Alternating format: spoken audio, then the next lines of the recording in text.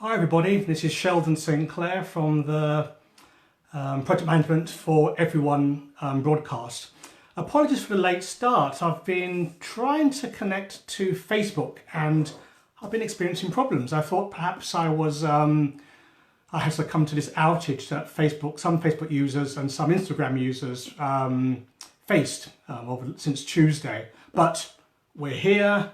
Got a reduced time today, so let's get started. The session today was going to be about PRINCE2 as a method, but this is my 12th, 13th, perhaps my 14th broadcast. Hi sir, Mr. Avi, thanks very much for watching.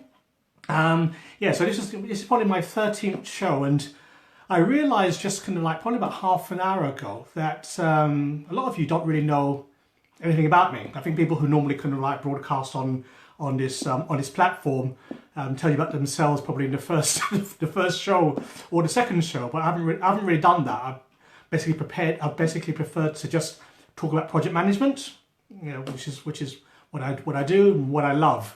I was supposed to have done this show about 2 or 3 weeks ago, and I cancelled it because I found some more content, and I've now got all the content I need, and I'm not going to talk a lot about PRINCE2 today,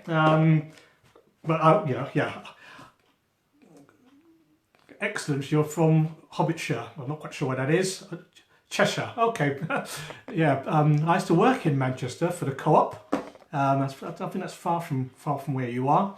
I was probably there for about a year or so doing some PMO stuff, but I did like Manchester. Well, I did like the Chinese food, or Chinatown. So I thought, okay, let me talk about myself from a project management perspective, but I'd also talk about PRINCE2 as well. I spent the whole day, or last 2 or 3 days, well, probably the last 2 or 3 weeks preparing for this. I don't want all this stuff to go to waste. Hi, Adam. Okay, so a bit about me. As I say, I was born in 2000, not 2000, sorry, I was born. And my first role was as a programmer. I think traditionally a lot of project managers, particularly in my day, started off as a programmer, or started off in operations, or started off in the IT field, and then basically worked themselves up to being a project manager, which is part of the role that I perform as well. So I started off programming. So again, if any of you want to get into project management, then start off as a programmer, as an analyst, as project admin, as a project coordinator, operational support. There's lots of ways that you can actually start in the IT industry before getting into the rarefied air as a project manager. Okay, so I started off as a programmer. Enjoyed that. Enjoyed coding. I think we did COBOL or Fortran, or this is before C came along, or before Java came along. So probably giving I'm probably telling you how old I am actually by the languages that I said I use. So I started off doing that. Hi Serpa. Thanks for watching. So I started doing coding, and then after a couple of years, I went into analysis. Firstly as a systems analyst, and then as a business analyst. So again, if you want to get into project management, you can start off as in the analysis industry. Yeah. And then from that, I what did I do? I think I did testing work actually. Yeah, so I worked in a bank as a tester, well, as a systems analyst, but I did I did analysis, I did testing, I did project management as well. And the first methodology that I used was PRINCE2.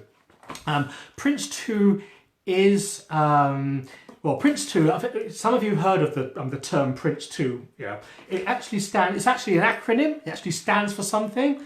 So I've got it here. It stands for Projects in a Controlled Environment. That's what PRINCE stands for. Projects in a controlled environment. And 2 is just the version of PRINCE. It's been around for decades really. It's been around for a long, long time. It tends to be used in the UK and in Europe. So that's probably where you find a lot of people who are PRINCE2 trained.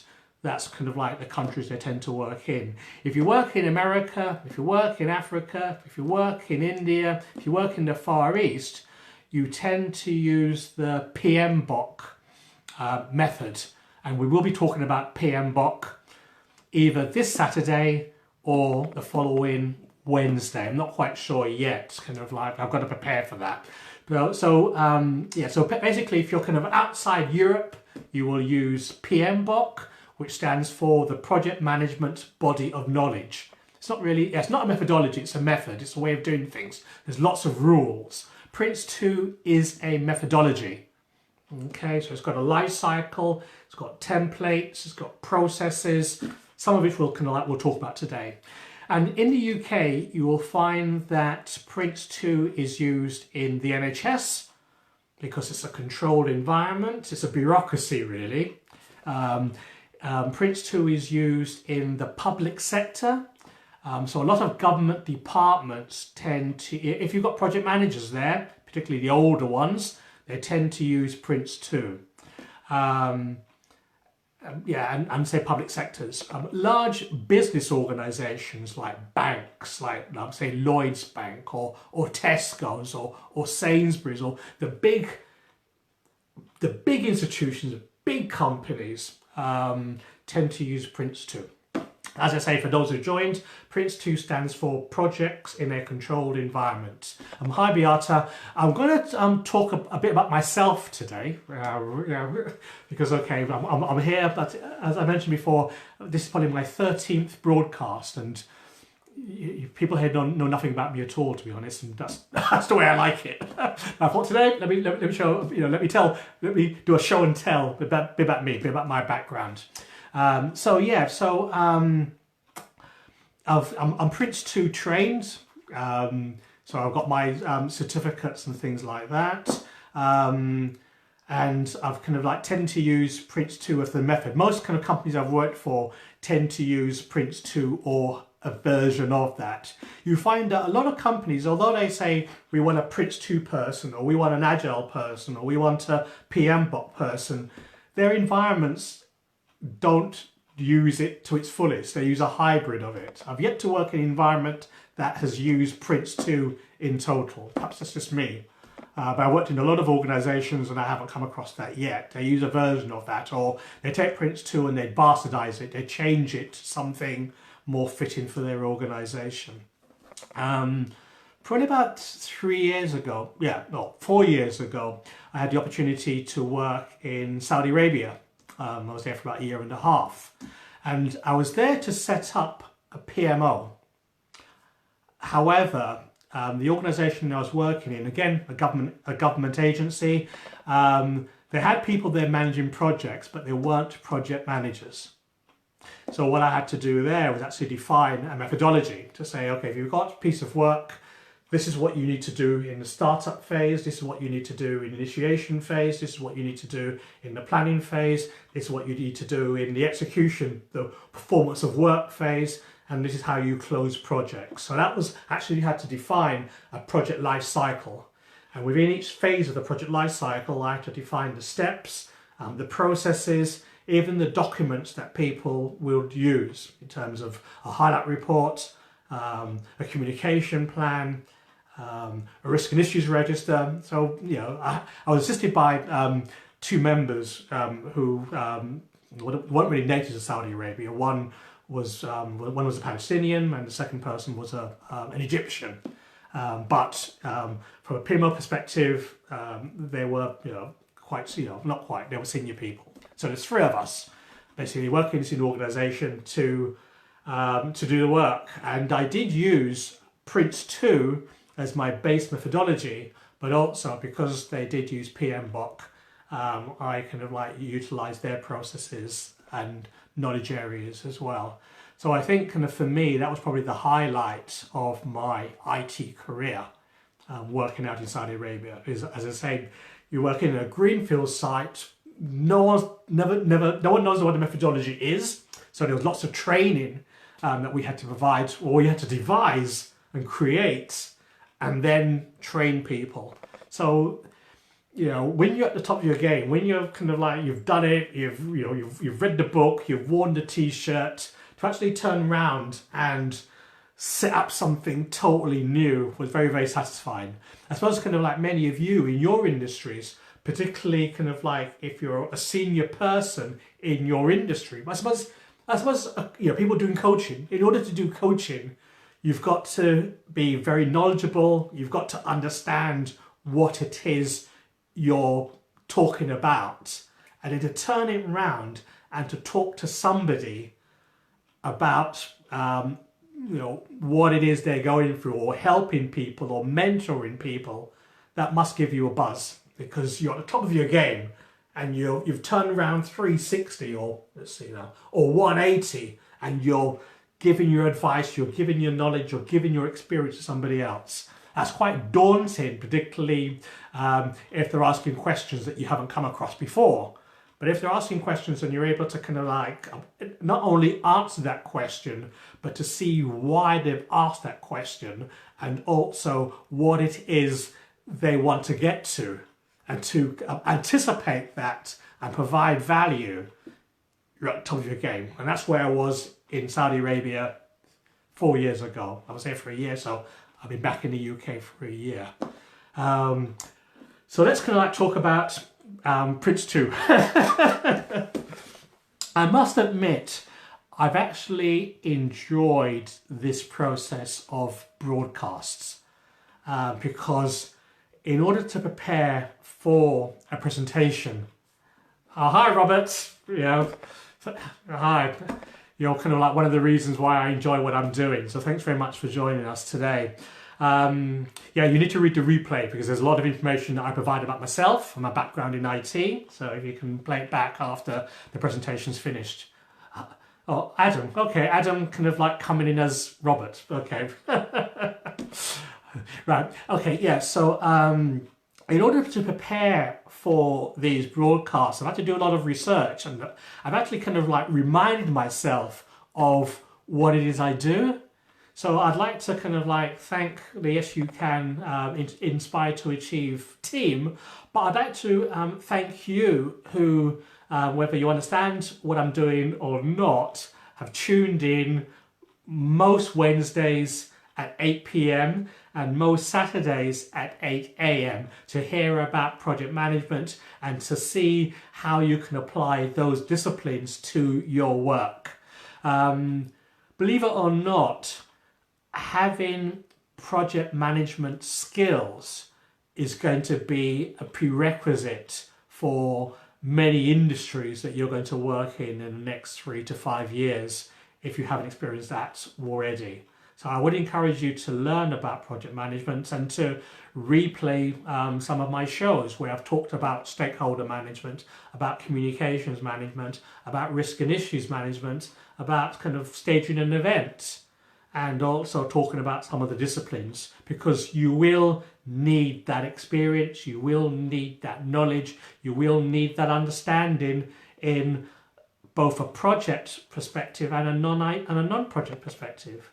It's coming, boys and girls, ladies and gentlemen. So please kind of like, Google the subjects, go on to YouTube. There's lots of videos there. Oh, I've got my channel actually on YouTube, so therefore you'll find me as well.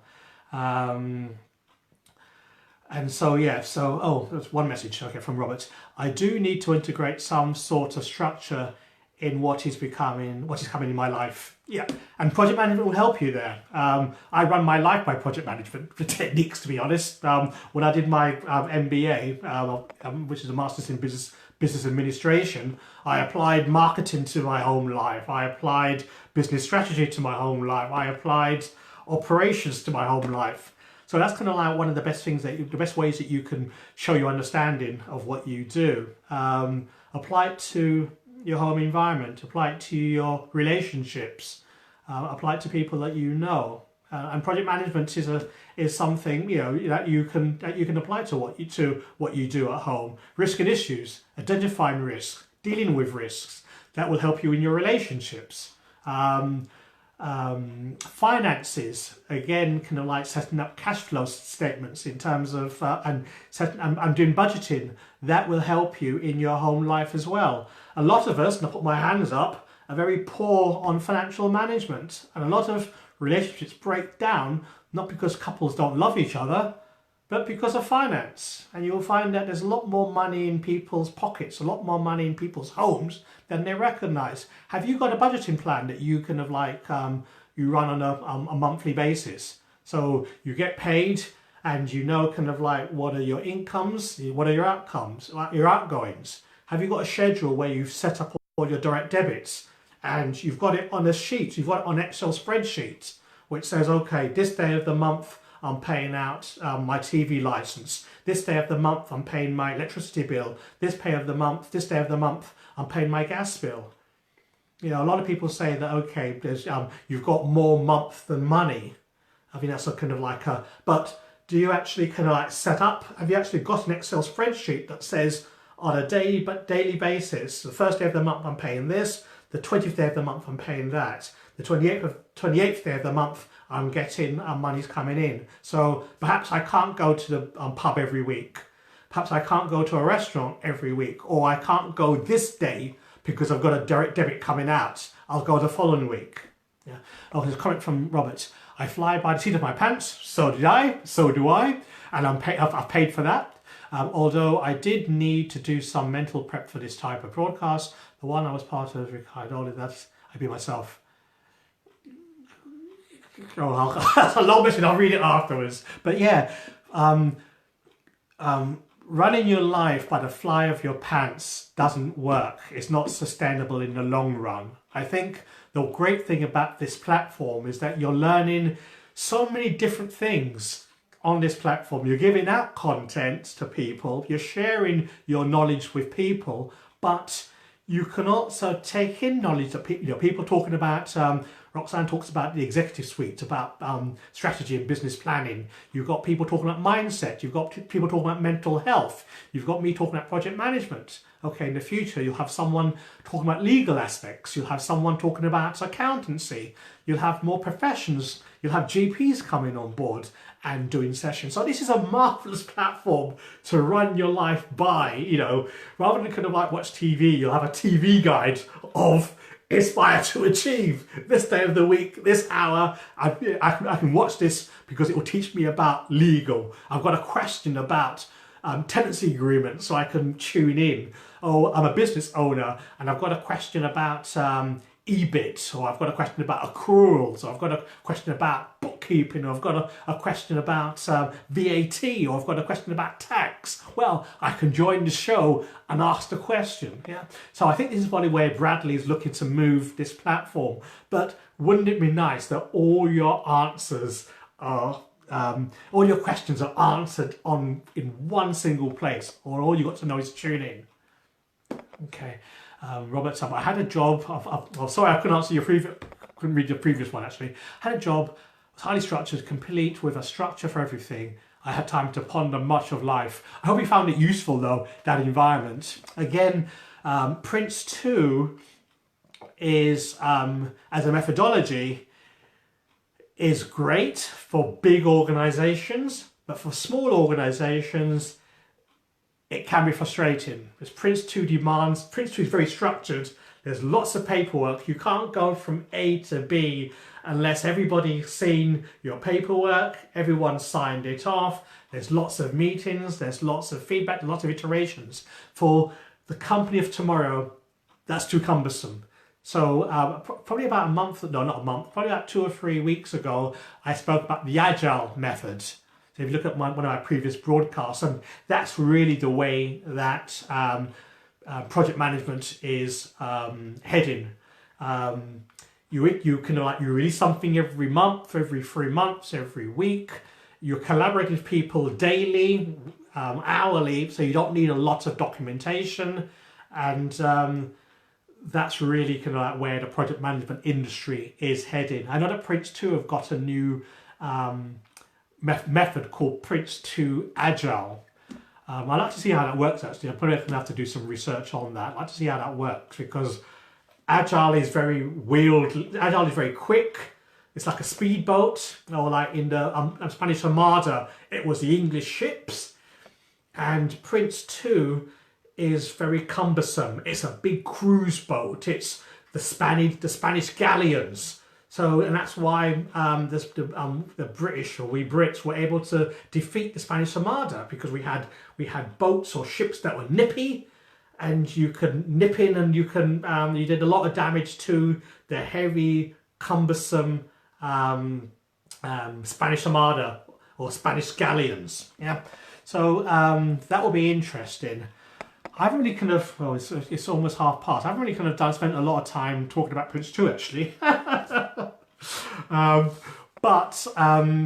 Yeah, you now know a bit more about me, and I think I think this Saturday I'll probably talk about the PMBOK, which is PMI's method. PMI stands for the Project Management Institute. And as I say, and their qualification is PMP, which I think a lot of, that stands for Project Management Professional. So if you want to work in America, if you want to work in India, if you want to work in Africa, if you want to work in the Middle East, what if you want to work in China, the PMP qualification is probably the one that you should go for. If you're old school, Prince2 is very good for Europe. It's very good for the UK as well. It's very good for big organisations. So Prince2 stands for Projects in a Controlled Environment, version 2. So I think that's it for today. Yeah, so I've done my 20 minutes, or I've done 25 minutes actually. Hope you've kind of found that useful. As usual, like, comment and share. You now know a bit more about me in terms of Sheldon St Clair. You know, who is he? Well, you know a bit more about me and where I come from.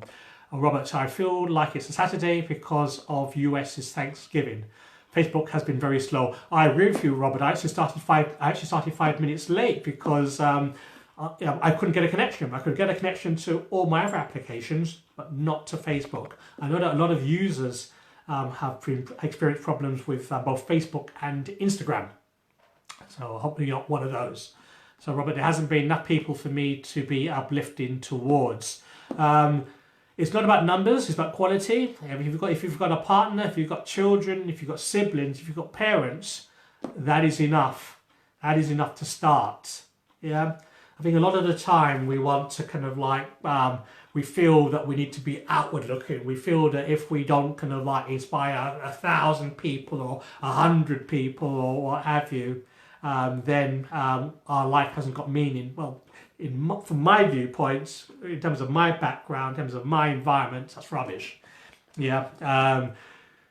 When you pass away, who's going to kind of like come to your funeral? Yeah, and who's going to visit your grave site on a weekly, monthly, quarterly basis? It's not the people that you've kind of like spent a lot of time with. To be honest, it's your family. So spend time nurturing and training and developing your family. At my kind of age now, I'm actually kind of like looking to leave legacies. I'm looking to impart some of my knowledge and my experience and my understanding to my sons. But they're of an age where they don't listen to parents. Well, I certainly didn't, so there's no reason why they should. They always want to reinvent the wheel. But it's really a case of, okay, you've got a lot of knowledge and experience. If you have got close family and friends, if you have got you can just imagine they aren't here. I specialise in quality, but I've been doing it for a while. I continue to hone my skills by loving on people. Fine, yeah, that's great. When I first started doing these broadcasts, it's only now that because I'm putting out content on a regular basis, I won't even say it's quality stuff, but I'm putting that content on a regular basis, people are beginning to interact with me. So just continue doing that. Yeah. I think kind of like Inspired to Achieve, YYC was grown organically. Some of the best organisations grow organically. Where I am now in broadcasting, I wasn't 3 months ago. Where I'm going to be in 3 months' time isn't where I am now. And it's the same for you. So just continue to do things regularly, if you kind of like post out, I don't know how often you post out, but do you post out once a week, once 3 times a week, once daily? Just get yourself a routine to say that, okay, this is what I'm going to do. I think for me, on Monday I may do like I don't do the same thing every day. Yeah, so if you do a video, just do one day doing that. If you do a post, one day doing that. So each day you've got something else. It keeps you active, keeps you fresh as well. Okay, let's see, now just reading your comments, Robert.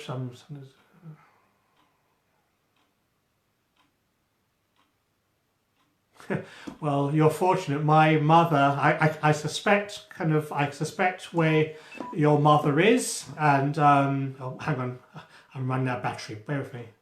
Yeah, I suspect I can appreciate your mother. I think I know where your mother is, and my mother was the same. It was, in fact, my sister used to visit her more than me. I found it heartbreaking, to be honest. And she was in that situation for a long, long time. She's passed away now, passed away 4 or 5 years. But even in the situation she's in, take it from me, Robert, in years to come, you will kick yourself for not spending that time, because she's there. She exists. Yes? So I will ask you not to make the same mistake that I did, and visit her as regularly as you can, even if it's just to look at her, because you will look back and regret that. I didn't do that, and I regret that every day. Robert says, okay, I'll only read this actually. I'm a regular in the comments many times a day, and that is how I form so many friendships with leaders in their fields, kind of people. I'm now surrounded by like-minded people. Excellent. I'm glad for you. This platform has been a springboard for me, actually. So I'm not very, in my work, I'm very disciplined. In my home life, I'm not. So even to broadcast 2 times a week on a platform in front of people, I found that really, really useful for me. And because I basically kind of had to do it because I've got responsibilities. And so therefore, I'm sure that you've kind of, if you broadcast, I'm sure that you've kind of found that of benefits as well. Okay, yeah, before I've run over my time, but I've actually enjoyed this conversation, Robert. If you're around on Saturday at 10 AM, I'll be talking about project management. But if you've got any kind of other questions and comments, please kind of like tune in and let's have a conversation. But thank you very much, sir. I salute you. Okay, and for everyone else, goodbye. Have a great week. Tomorrow I'm doing some personal development training. So again, yeah, that's just the final thing.